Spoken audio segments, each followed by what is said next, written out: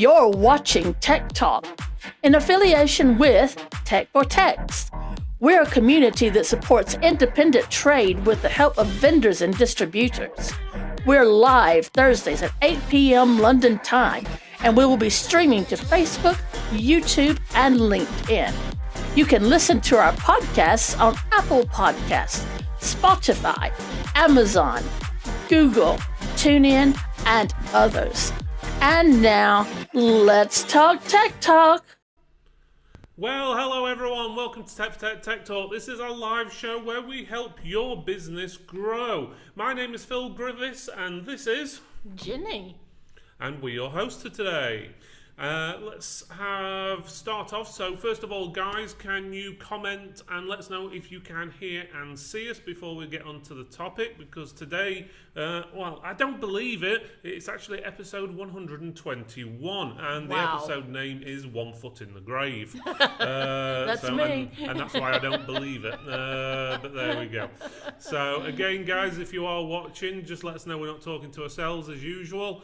Otherwise, this is going to be a very short conversation. So, okay. David Mitchell saying that sound and visuals fine, and Facebook users can hear us loud and clear. And we got Amir saying hello, evening all, can hear and see. Yeah, that's good. So that's good at least. So, and congratulations on show 121.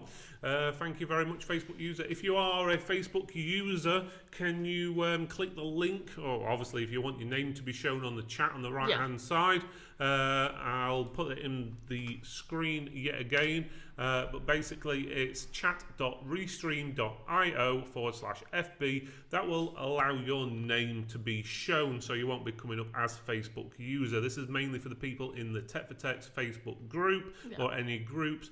Unfortunately, Facebook asks for permissions, so you have to click the link and allow it if you want your name to be shown. Otherwise, I'm not going to be calling you by your name. You're going to be called Facebook user all the way through the show. Okay, so let's get on to the actual episode itself. So we do have another guest who's coming on in a few minutes, but we'll start off with Ben. So Ben, if you want to introduce yourselves, let everyone know who you are, what you do, and if you've got a tip or a story or any advice for us today. Yeah, good evening, Phil. Evening, Jenny. Yeah, I'm Ben Ashcroft. I run Bugs and Bytes Computing in sunny Lincoln. Sell refurbished laptops, both to traders and to end users, gaming PCs, gaming laptops as well. And my tip today is probably to be on a TFT show. It's really good fun actually. If you get stage fright, it's worth doing just to overcome that. You never know who might be watching the shows either. Whether that be prospective customers, suppliers, people we might deal with. So it's good for business exposure. Like I said, people get to meet who they're dealing with. I would say in business, people buy people first. So, yeah. Yeah, totally good advice there, Ben. Obviously, guys, get yourself on a live show. Obviously. Yeah. This live show is here for you guys, and if you guys aren't on it, then, well, it's going to be a bit of a boring show and a bit pointless. We had one guy come up to the Target, come to us at Target and say, you're always on the show. And I think Phil says, well, it is our show. Yeah. So if you don't want to just see our mugs, come on, take part. That's it. We'd love to have you. It's free for you to join. Just let us know. Jen will be posting a list of topics in the future because we've got a few topics coming up what look interesting. Yeah. So Jen will be posting a list in the Tech for Tech Facebook group. If you're not viewing on Facebook and you're another platform, then, well, you should be able to know how to get hold of us by now. Or I'll put links up at the end of the show. And good timing. Ken has just logged in, so that's good timing. It's just in time for his introduction. Prince is with him. That's his way of being late, is to bring Prince on. Yeah, so let me let Ken in. Get out of jail free. So there you go, Ken. Good timing. I'll let you introduce yourself, Ken, if you've got any tips for today as well. You just timed it right for this bit. If you haven't got any tips, then I'm pretty sure you'll think of something in the last second. I will do. Apologies for being late. Prince is here. He's just down here wanting his shoes. Bear in mind, I've just driven 40 minutes at breakneck speed to rural Northumberland. So my tip for the day is don't get stopped for speeding like I did this morning. Oh, That's I a did nasty get one. away with it though. I talked him round and I was fine. Oh, So- that's good. And just for anyone who's unaware, Prince is his pet dog. He's not pointing at anything else down there, okay? my gosh. Well, there's people who That's it. are watching These who've two not seen here. before. So, What do but you No. watch when I'm not around? I don't know. Put that over there. There is a dog There we there. go. Oh, there he is. Oh, Yeah. that's the TFT mascot right there, boys. Yeah, and he's girls. That's nice one. Right, let's quickly go through chat before me and Jen go through our news. So let's have a look. So let me just start at the beginning. So we've got everyone who was saying hello earlier on, can hear and see us fine. That's brilliant. We've got Ian saying the same thing as well. Facebook user saying hello, another one saying hello. I've put the link on the screen for Facebook user. You can see it scrolling at the bottom in green. So you just basically just type that in. It's just chat.restream.io/FB. I should know by now. I've been saying it non-stop for about 3 years, but there we go. So we've also got someone saying that's not a Lincolnshire accent. I'm guessing that's to Ben. So definitely not. He's got an even better Lincolnshire accent when he's singing as well, I can tell you that. Yes, he does. And he would walk 500 miles to tell you about it. Yes, he would, that's for sure. And then another 500 as well, I bet. I'm never going to do that time. Right. Amir, again, what do you think about the situation in Gaza? We don't talk about political stuff on Yeah. this show. We keep to the topic. Obviously, everyone's got opinion. Obviously, anything what revolves around war, fighting, killing It's is bad. bad. But that's pretty much as far as Yeah. we'll go on that one, to be honest with you. There are proper places and situations for that. So. Right, so let's have a look what else we've got on the chat. So, hello again, try again from Al Cook, I'm guessing. Oh, Ali Cook, sorry, I'm guessing that's Alison. And Mark shared the link as well in the chat. And also, Ben, apparently you need a new laptop because you're hissing. There we Apparently go. so. If only I knew where to get one. Well, I'm sure I know a few people who can supply you. Yeah, Yeah, I exactly. hear that Bugs and Bites has. Is that an offer, Ken? I can get some nice refurbished ones at the moment from a decent supplier. That sounds like a challenge. There we go. What, challenge to find a decent supplier or... A challenge to try some of my laptops. There we go. Right, okay. It's a bit of an inside joke there if people don't understand. But anyway, let's go to Jen next. Are you ready, Jen, to introduce yourself and let everyone know your information for today? What do you mean? Everybody knows me. I'm Jenny. Yeah, it says it on the screen. Yeah, you're Jenny. Hi everybody. I'm sort of like Mrs. Tech for Techs around here. And that's why I'm going to bring you the little comment that I have tonight. I've been talking to distributors about coming to TechMax, and so what I'm having to do now is put a deadline of the end of the month. This is not to say you can't sign up after the end of the month. This is just to say who's coming with you. And the reason I'm having to do this is I need to be pitching to vendors to come to TechMax. And I have stepped back so that I don't trot on your toes of who you bring into TechMax and cause confusion. Because last year I pitched to someone. They said, "Oh, I thought I was coming with so-and-so." And I said, "Oh, you are? This is the first I've heard about it." And they said, "Yeah, I'm sure I'm coming with them." And there was confusion and chaos. So what I'm doing is stepping back, letting the distributors, pitch to the companies that they might want to sponsor with, or do whatever with TechMax, and I'll give you to the end of the month to do that, and then I'm going to step forward and go full whammy pitching to the vendors as well. And whatever you do after that is fine. Like I said, it's not a deadline to sign up. It's a deadline to contact me and say, "Hey, I've got Bill, Bob, and Sue coming with me," and so forth. Basically a priority for the distributors. Yeah. So if you haven't gotten signed up for TechMax, though, it would be a really good time because we're in Q4 now. Yeah. And I know the funds are starting to become available. If you need me to hold off on billing, I can do so. But you got to contact me first before we can work out anything.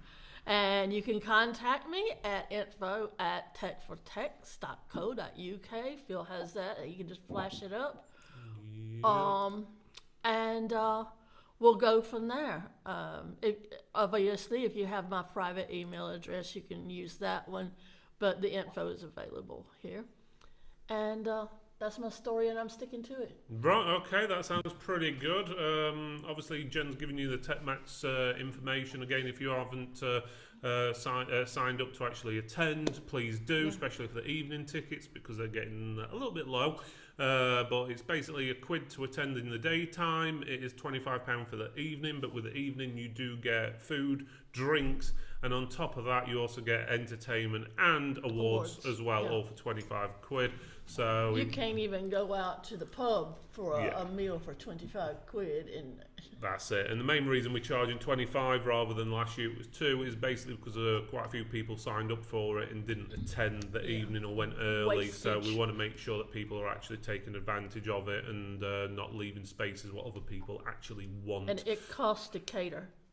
Yeah, The a lot food of waste that we had last year was ridiculous. There you go.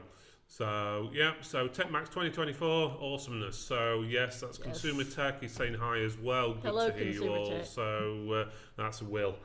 Yes. So, Will I Am is having issues with his personal computer, so he's working late. That's totally fine. So, tip. I'm going to give you all a tip today rather than just going on about TechMax. If you have a customer who struggles to remember how to do things and you're fed up at cutting and pasting and writing instructions how to do things, believe it or not, Windows has something built in. It's called Step Recorder. You can basically just load it up, just use the search option at the bottom of Windows, search for Step Recorder, and that will record all the steps of how to do something. It automatically, so you basically do what you want the customer to do, and it basically takes pictures, it records your voice and then turns it into text, so you can then easily email them the instructions. You could potentially save it to a Word document, put it on their machine. You could also, and what I'd advise you to do, is potentially put a blog on your website or pages on your website with these instructions whenever you do them, and then you've got a page you can refer all your customers to with like guides and help how to do basic tools and tasks. Oh, that sounds awesome. So that's something what isn't there. I'm not sure if anyone's mentioned it on the show in the past before, but Step Recorder, I do forget about it myself now and again, but I have used it in the past with customers who generally forget how to change printer settings or doing simple tasks they generally forget. But I've just thought of another use for it. Let's just say you're an accountant or something, and you have someone that you're trying to tell them how to do their accounts. You could use that to do the software with, to show them how to do the software. Potentially as well. Like my accountant, I'm pretty sure he pulls his hair out with me because I just do not get it on some of the things that he tries to tell me about. Don't get me wrong, I can do my books, but some things that he tries to tell me about, it just goes. There we go. But if you have something and you can show it to me, I absorb it a lot better. So that might be something to suggest to him to put on for me. Yeah, so a good one there. So again, if anyone is interested in TechMax, just to let you know, there's a QR code at the top corner of the screen. You can just scan that on your phone and it'll take you to the website as well. I won't bore you with any more of that for now. We'll leave that for another week. So let's get on to the main topic. So the main topic is 1 foot in the grave. Should you repair, upgrade or replace customers' laptops, PCs or whatever? When is the right time to actually tell them, look, this thing is now a piece of rubbish, shall we say, and you need to replace it? And should you also sell refurbished stock? Obviously, could it be bad or good? Or weigh it out. Should you refer them to refurb or new even? Yeah. What decision and how do you make it? That's it. So we're going to talk about that today. So if anyone's got views in the chat, do you sell refurbished stuff? When do you know is the right time? Do you have like a cut-off? Like, let's just say you're not going to sell or repair any machines were older than a certain, say, generation, or do you just say, oh, I'm going to slap an SSD in and that's it, and bang, away you go, and you've got pretty much a brand new machine? And also, we've got things coming up, what to consider as well, like deadlines, for example, end of life for Windows 10 and stuff, which could obviously cause things to go. So I'm actually going to talk to Ken first. Sorry, Ben, because you're coming from a different angle. So we're going to get Ken on first. So I'm going to swap you around on the screen. Sorry, Ben. So Ken, you're on top this time, okay? So... Oh God, we get worse. Right, okay. So Ken, what's your views? When should you repair, upgrade, or replace? What's your thoughts? It depends on the customer, I think. And I mean, we're probably unique where we do business customers and retail. But if we're talking retail, then it does genuinely depend on the customer. We might get an old woman in with a laptop, she's comfortable with Windows 7. We get quite a few telling us they do not want to upgrade, they don't want to change from Windows 7, Windows 8. We advise them, but we can't make them. So it's a case of coming up with something for each customer. But we don't sell refurbished as such. So we kind of sell remanufactured rather than refurbished. So we all, if cost is the issue, we'll point them down the remanufactured route. If money's no object, then we point them towards the new route. But we give them the choice. We don't make it for them. We give them the options, point out the pitfalls, and let them make the choice themselves. Okay, sounds pretty good. Just to clarify, what would you class as remanufactured against refurbished, just to make it clear for everyone? So refurbished to me is a machine that might have light signs of wear, screen damage, buttons with the writing rubbing off, a couple of marks on the case. Remanufactured is stuff that has gone back to the manufacturer and gone through their process again, replaced any keys, refinished the lid, that kind of thing. So we've been getting some recently from a supplier who is known to everybody here, I think. We can't tell the difference between them and the new ones. We genuinely can't, and they offer them a 12 months guarantee. So for the price difference, they're a bargain. Yeah. They might not be the latest generation, but they do the job, and it depends on the audience. If it's somebody just wanting a bit of Zoom call, a bit of internet, a bit of browsing, there's nothing wrong with them. Nothing at all. Okay, I suppose it depends on budgets as well. I'm guessing sort of like remanufactured sort of comes between that price of new and refurbished, doesn't it? So it's another level. So you could potentially do remanufactured and refurbished. Some people could if they wanted, depending on obviously what they're doing. So it's not a either or. You could do both. I mean, I think all of the ones we've done over the last year have been from one particular supplier.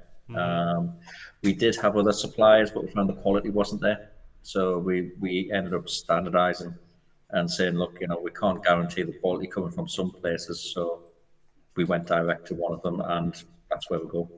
No, that sounds pretty good. Some customers are that would come in our store were under the misconception that if I sold them a brand new laptop, I was making more on it than if I sold them a refurb. Which you couldn't have been further off, because the profit margin on a new laptop is very slim compared to a refurb. There's more profit to be made in refurbished technology, and sometimes that refurbished technology will get you just exactly where you need to be versus what's new on the shelf. So it's always down to what do you need from the laptop or desktop, and your budget, and then come to a conclusion based on that from the offerings. Don't be afraid to shop around either. Don't just settle on one store. I used to tell my customers, sure, go out there, have a look and see what's available, Go home, discuss it with your missus, have a cup of tea, then come back and let me know what you decide. Yeah, brilliant points there, to be honest with you, definitely. Also, again, this goes for chat. If chat wants to chime in on this, with refurbished stuff, do you actually buy it from someone? For example, Ben will talk about, he'll obviously tell you about that in a few minutes. Or do you actually get stuff from your actual customers? So they trade in and then you refurbish it. And obviously there's different levels of refurbished. I think Richard Overfield's just made a good point. Different suppliers use different grading on used equipment. One supplies a grade A, can be another's grade C. Yeah, I must admit I have seen that in the past. Yeah. We bought some grade A stuff from somewhere once and there were scratches all over the lids, and I was like, and they were livid. like, oh, well, that's acceptable because it's not on the, and I was like, that ain't a grade it A. wasn't.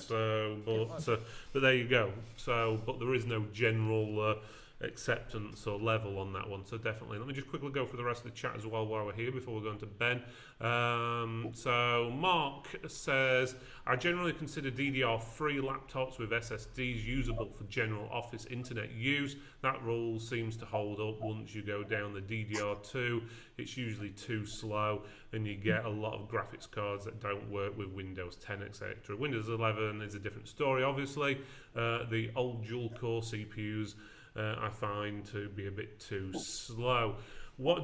Again, to the chat, what do you do with these really old ones? Do you send them off to a certain place for them to recycle them, or do you actually repurpose them and turn them into some sort of like Chromebook style thing, or put an alternative OS on them and sell them like that, or is it just too much messing about with when they are actually that old?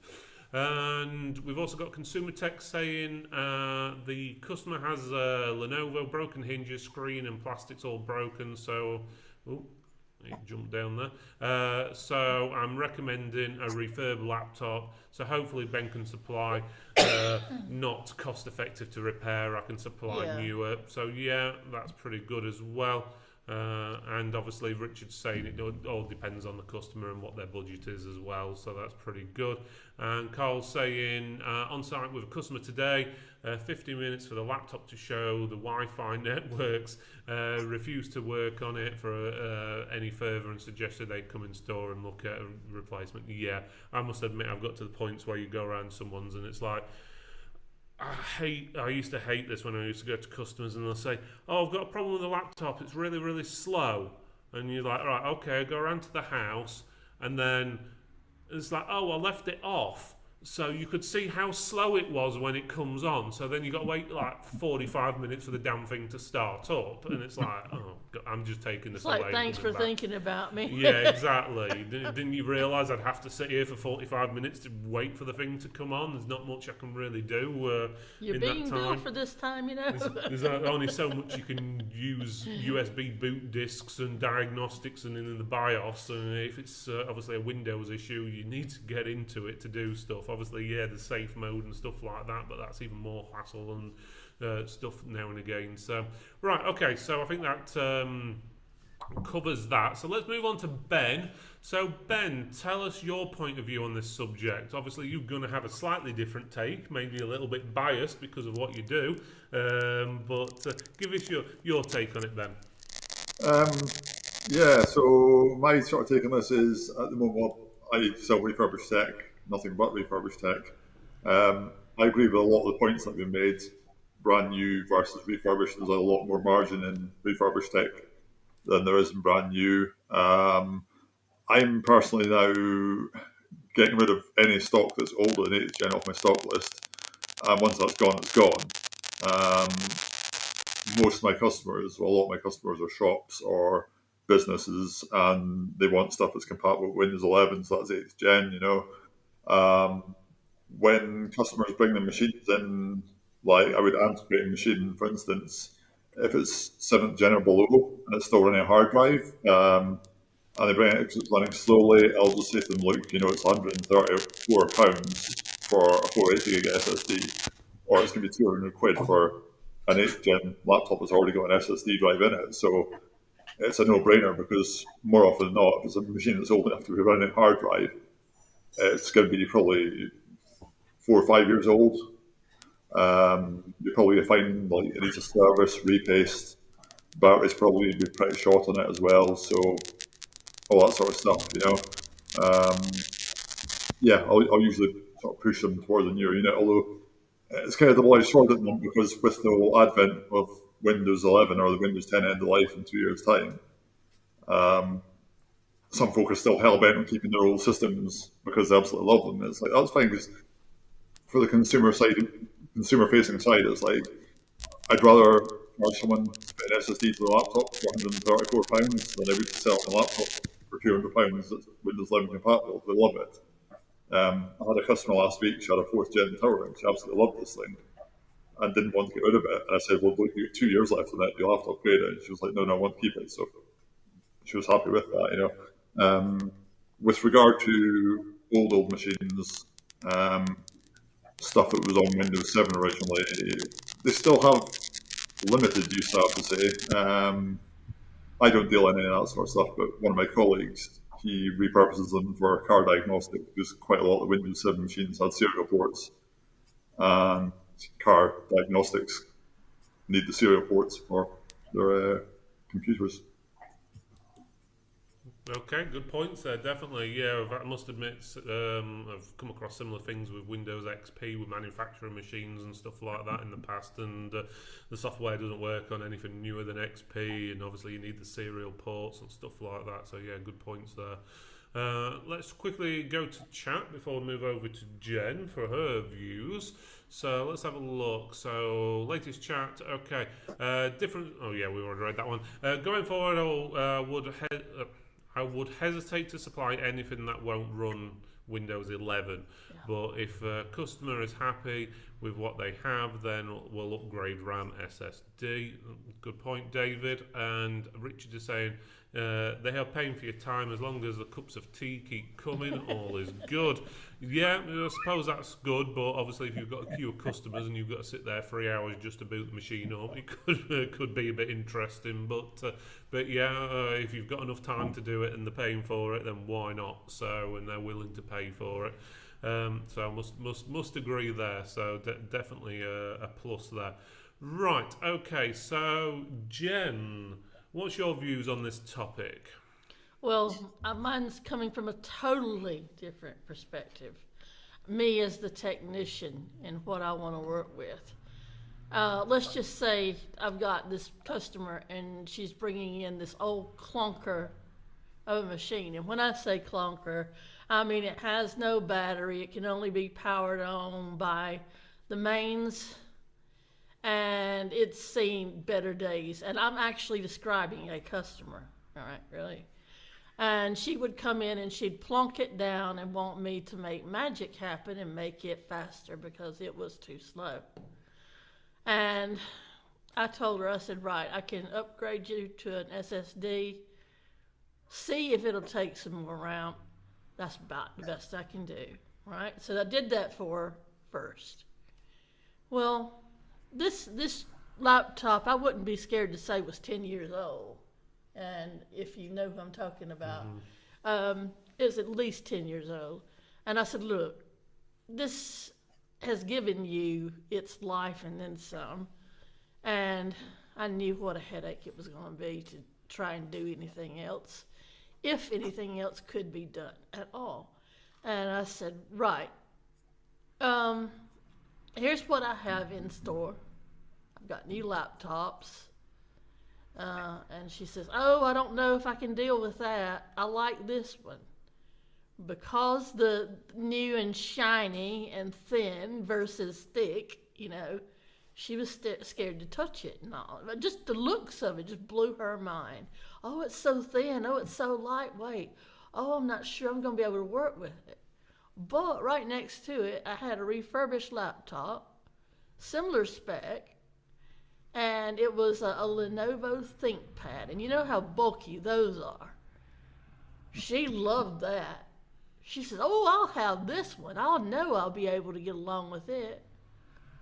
Sold her that. I thought, all is well, all is well. I didn't see her for a little while. And she came back in. She says, I just wanted to tell you I love my new laptop, but my old one, is broken down. And I thought, I said, you still got that? She says, yeah. She says, I have to because my husband takes away the one that I just bought and plays games on it, and I have to have something. Can you repair it? Mm-hmm. So yeah, sometimes you have to call your shots on just, can I be asked to do this anymore? I've already sold as much as I can for them to get what they can out of it. And let's be realistic. There comes a point when there's just nothing you can do anymore with the machine to make it go faster. Mm-hmm. So that's the way I used to call my shots. Have I done all I can do, and is it economically viable to sink more money into? Yeah, that's good points there.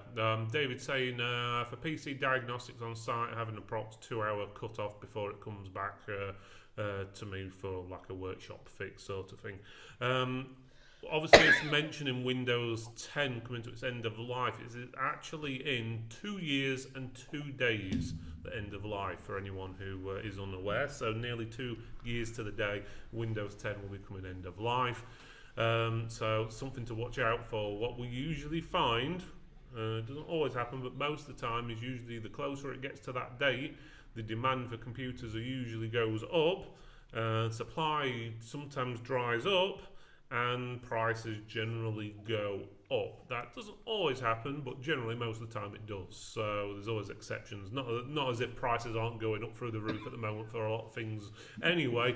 So that's just another thing to think about. And obviously, if you are supplying machines with Windows 10 on it with warranties, just bear that in mind, is you've only got 2 years, so I won't offer anything more than a 2-year warranty on it, because obviously it's going to be unsupported after that. So but talking about that is, are you guys still selling Windows 10? Anything with Windows 10 on, Ken or Ben? We get customers when we go through the quote process. We use a custom PC builder for that. They don't have Windows 10 in the menu anymore. So we still get customers who say, I can't use Windows 11. I want Windows 10. And it's a case of, well, it's the same price. It doesn't matter. We can still get a Windows 10 license. And if I remember right, I think Windows 11 licenses can downgrade. So we still install the odd one with Windows 10. It's not very often. It's mainly the older people who go for that option. But it's always on hardware that can support 11. So if we need to upgrade further down the line, then yes, we can. Do it. I don't understand that you can use 10 but not 11, because the only really noticeable thing is they've moved the start button. Yeah. I mean, it's very similar, and I think it comes down to customers being frightened to change. yeah. Well, I'm so a creature of habit as well. Yeah. But And I mean, when we show them it does change their mind sometimes, because we use Windows 11 and to me, Windows 11 has a really fresh look about it, as opposed to the other operating system. It just, when you boot it up, it looks very clean, and easy to work with. I think it did until they decided to put weather down one corner and where the start button was, which they got rid of because they didn't want anything down the bottom left-hand corner anymore and stuff like that. So they're like adding bits and bobs in sometimes, which is a bit of a pain. I generally turn most of those features off anyway. I like my weather. Yeah, but it's one of those things, is if you look at your monitor over here, you've got the weather down the bottom left, and the whole idea, they moved the start button away from the bottom left because they wanted it looking nice and clean. And then they went and I put the like weather my in weather because I'm too lazy to look out the window and see if it's raining. Yeah. Oh, it's raining. I think moving the start button was essential more to make it look a bit like Mac OS. What was that again, Ben? It Sorry, does. we had He says it looks like a Mac OS. Right, okay, yes, it does, I must admit. Sorry, you had a bit of static then again, Ben, sorry. Well, But yes, I think it's one of those things with Windows does that a lot. They try and make things look more like a Mac now and again, and I think Mac copies ideas back as well, to be honest with you. It's like cars, isn't it? Yeah, you'll find one manufacturer does one works for does the other, and you'll find a lot of staff who worked at Apple, then worked at Microsoft, and then vice versa. And you tend to find that all these engineers, and it's the same with the like graphics card companies and CPU companies and stuff. And it's the same with vendors and distributors. All the staff just rotate around between each other, so the ideas at some point are going to get pretty similar, to be honest with you. Let me ask you this question. If someone came in with a Windows 7 laptop, PC, or even older potentially, would you still actually support or repair that, or would you refuse to actually work on a device of that age? That's a difficult one. For us, we would look at it on a case by case, depending on the customer. If it was a business machine, it would be replaced, regardless. We couldn't support it or guarantee anything. But I think if it was a regular retail customer and they were particularly attached to it for whatever reason, it would be on we would try our best basis. We wouldn't be able to guarantee anything. Once you start getting into repair and the older stuff, all sorts goes wrong. We've got one in the shop at the minute. He brought it in, wanted a new hard drive. He insisted, and guess okay, we'll try. And it turns out there's a fault on the motherboard. So that's just spoiled into a whole new mess. So I'm going back to him tomorrow to say, look, we did recommend a new one, and it has more problems than you initially thought it had. So it's now uneconomical for us and for him. So hopefully he'll be happy. And I mean, we get that regularly. So 9 times out of 10, they will go with our advice. Yeah. If we rule out all other options for them, they'll generally go with our advice. Yeah, I would do it on a case by case basis as well.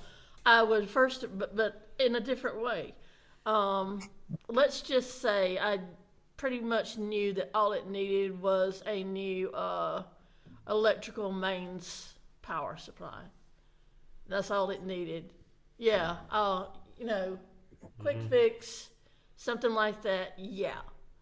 Anything that I've got to take it apart for, I'm going to first advise you, first things first.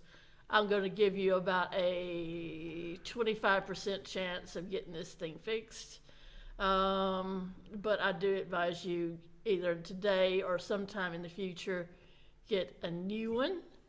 I hope you have everything backed up, because there is a very real chance that you don't have your data backed up.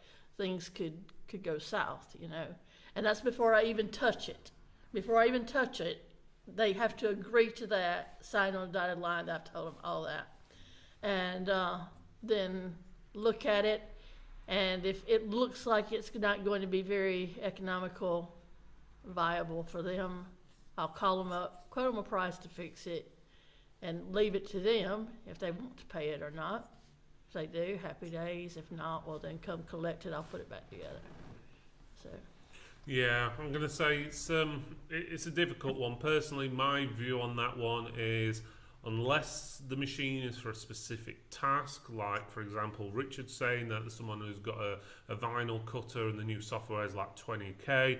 I know I've got a customer who's got some special stuff on for doing metal work, and I've actually got a couple that do, and they need machines what are running really old stuff, and another one who makes like pet food, and they need a specific machine to run them Windows, I think it's 98, to actually use the machinery. It's either that they've got to replace the whole of the machinery, which will cost them like $500,000. So unless it's for a specific tool, I generally won't support anything older than what is officially supported, because as Mark's saying, one of the problems you got is security updates. Obviously, it makes the machine invulnerable, or makes it vulnerable, should I say, due to obviously viruses, malware, hacking, stuff like that. Which obviously is something you got to watch out for. And a lot of people will say, "Oh yeah, you can get aftermarket security," but personally, I find obviously you're still sticking something on something was not supported. There is one more reason I will support it. If it, let's just say that this belongs to someone that has either learning difficulties or dementia, that, like you say, is very needing of this machine. They just would freak out, not know where to go with anything else. I will support it as long as I can, and when I say support it, I mean as long as I can get the parts needed for it, I will help them with it and things like that. But I will always try, and when they come into the shop, show them what's new on the market. And let's just say, you never know, you might make that breakthrough that one day, oh, I would like to have one of those. And you're thinking, oh, thank goodness, But I would always try to help somebody that was vulnerable like that. And I would always advise the carer, if they had one, to make sure that they do as little online transactions as possible, with banking and stuff, because it's not very secure. Yeah, some good points there. Generally, again, not to contradict Jen or anything, but if it's for a specific need, as I said, then that's something. But general, I wouldn't normally support it, because I know what'll happen if something goes wrong. Let's just say Chrome stopped working or whatever, and I can't get on the internet because it's not being updated anymore. You know who they're going to blame, and it isn't going to be Google, it isn't going to be Microsoft, it's going to be you because you repaired the computer 10 years ago.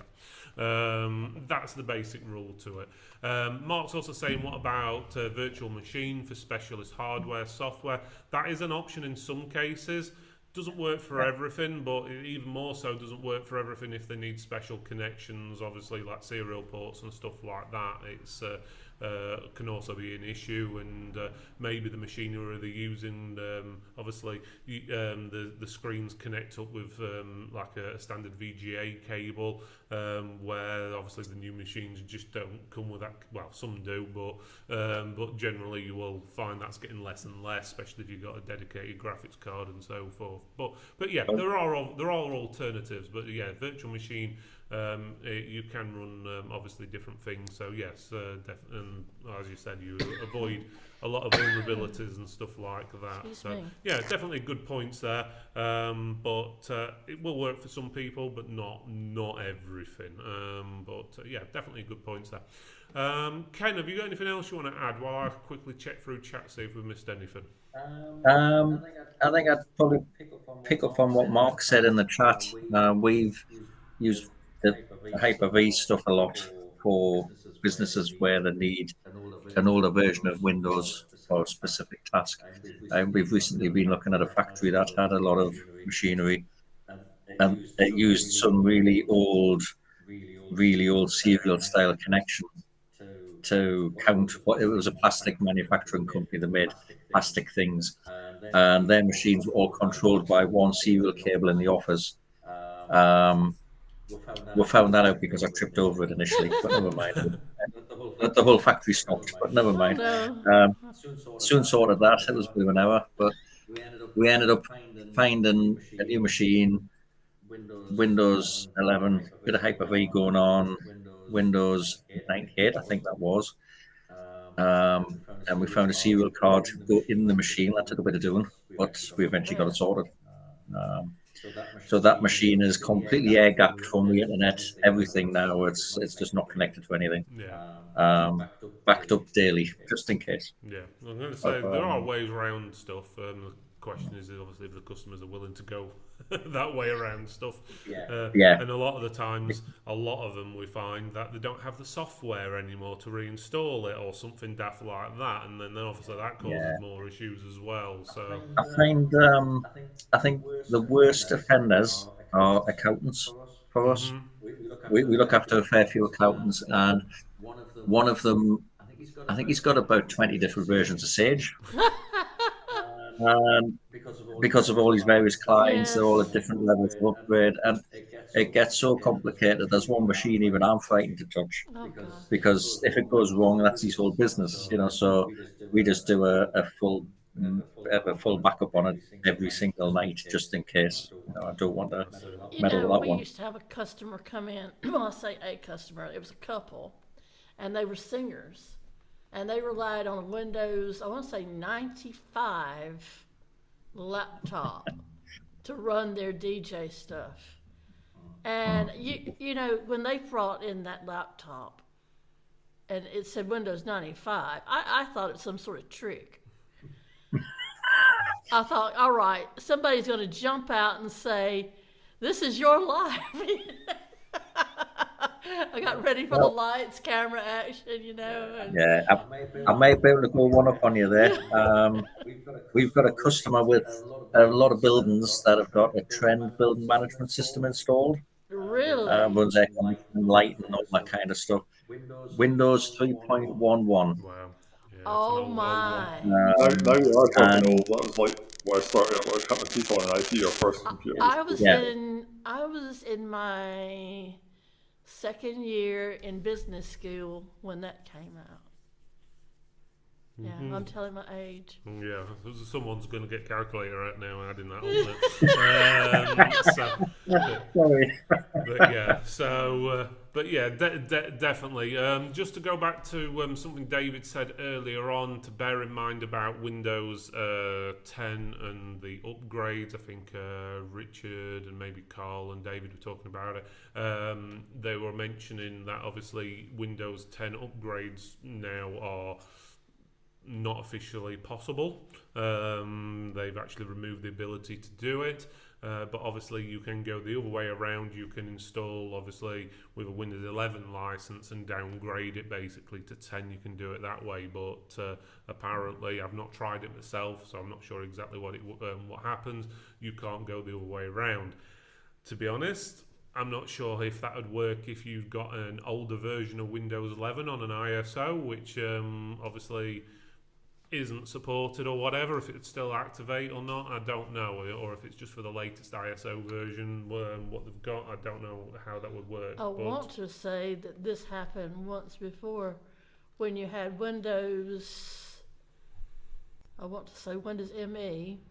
If you upgraded to Windows XP, you could upgrade, but you couldn't go back because of the partitioning of the hard drive. I want to say that was like that. Pretty sure. Yeah, I know when we do it, we sell a Windows 11 license, but we install Windows 10 from a boot server we've got in the office, um, from a Pixie server.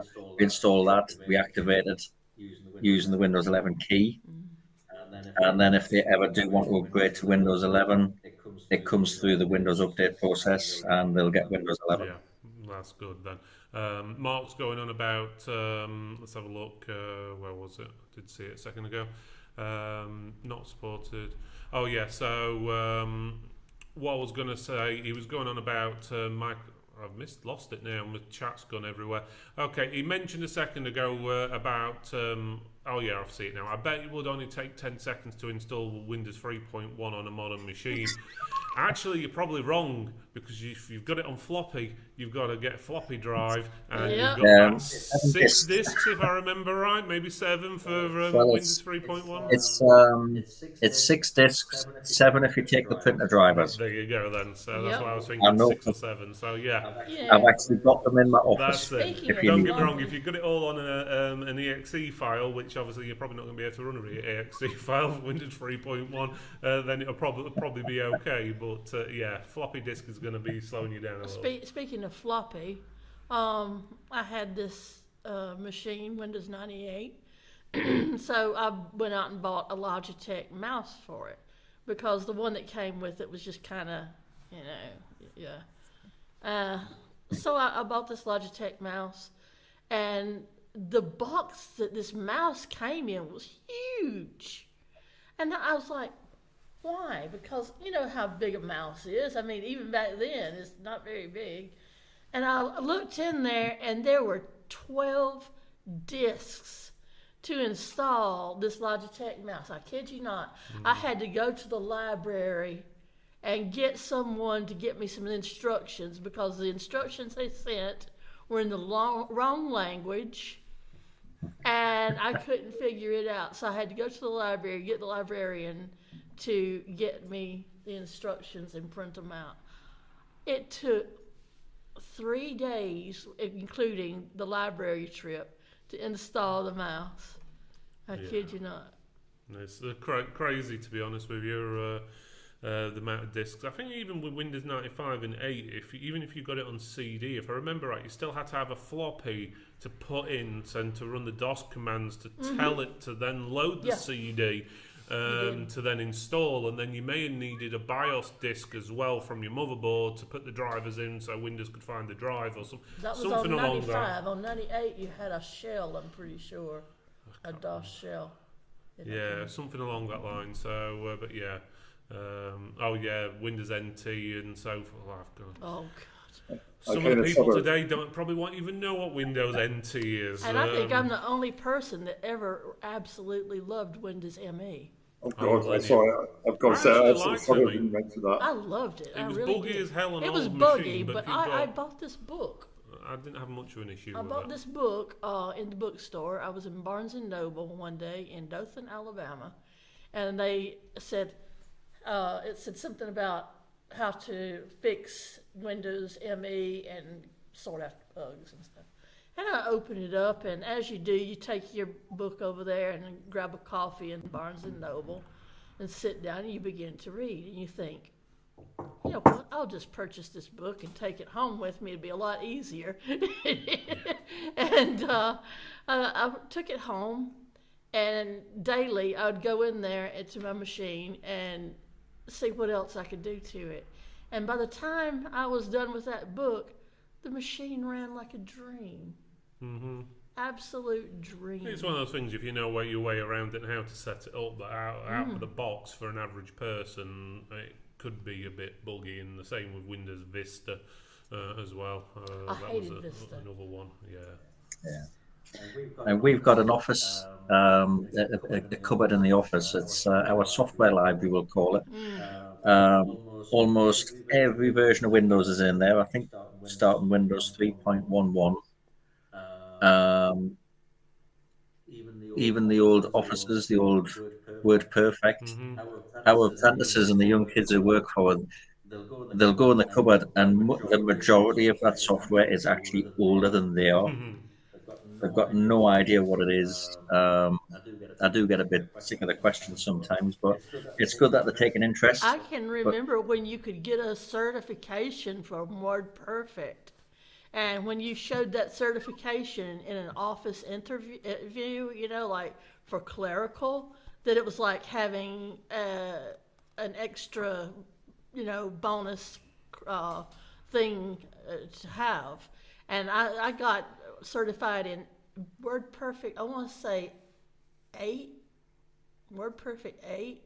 And you had a score. You had to score at least 75% to get this. I mean, it wasn't just handed to you. It was something really stupid, and I think I scored 90 on it.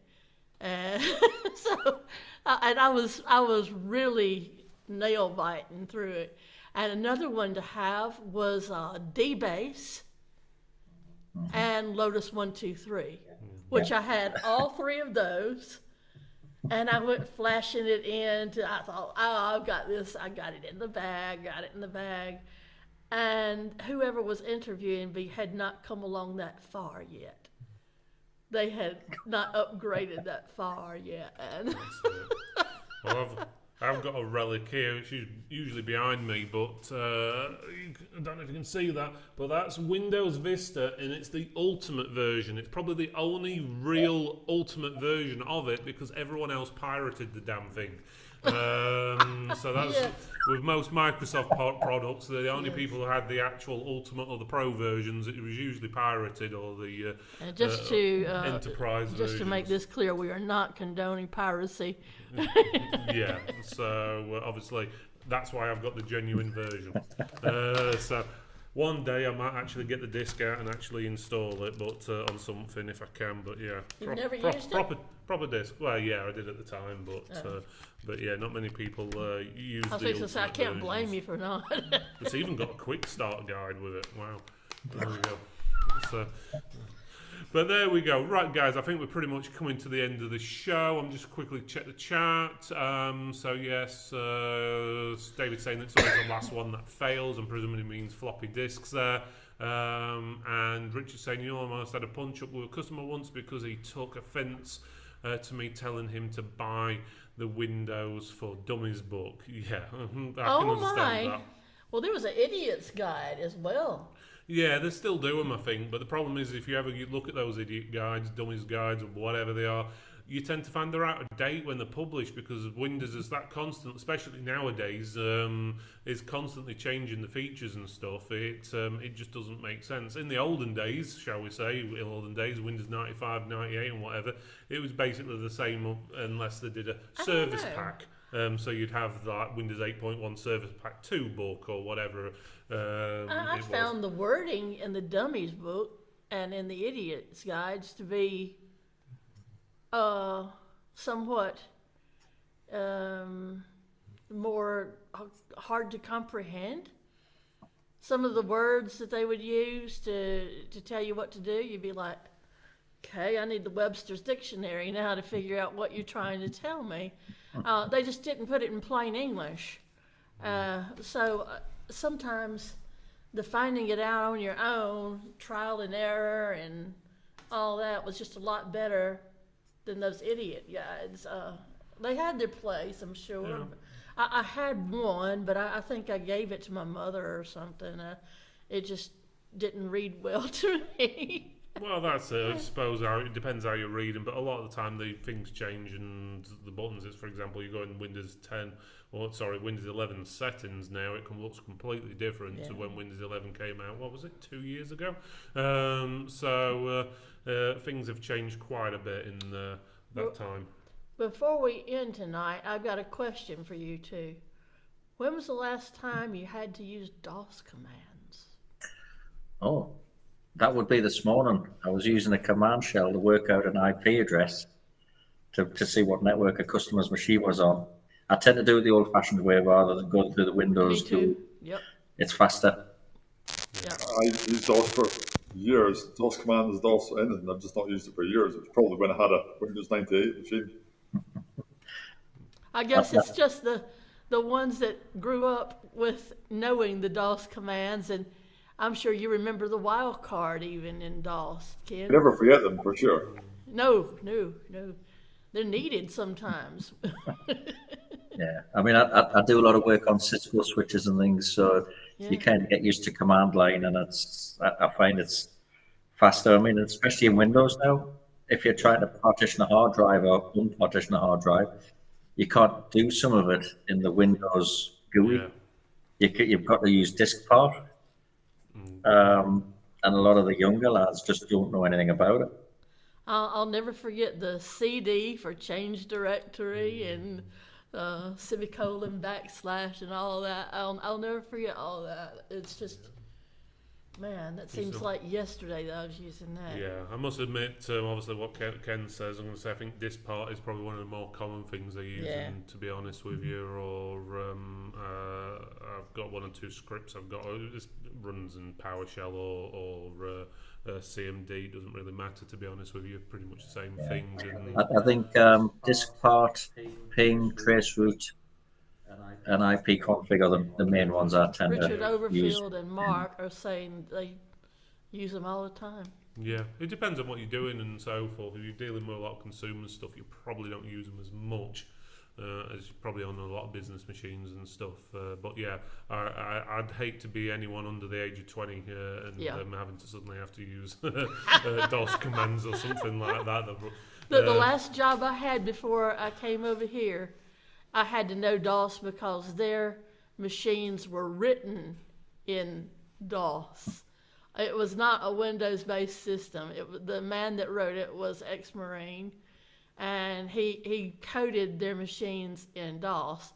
And it was just a good thing that when I came along, I had training in DOS, or else I would have been just absolutely sunk trying to figure out these machines.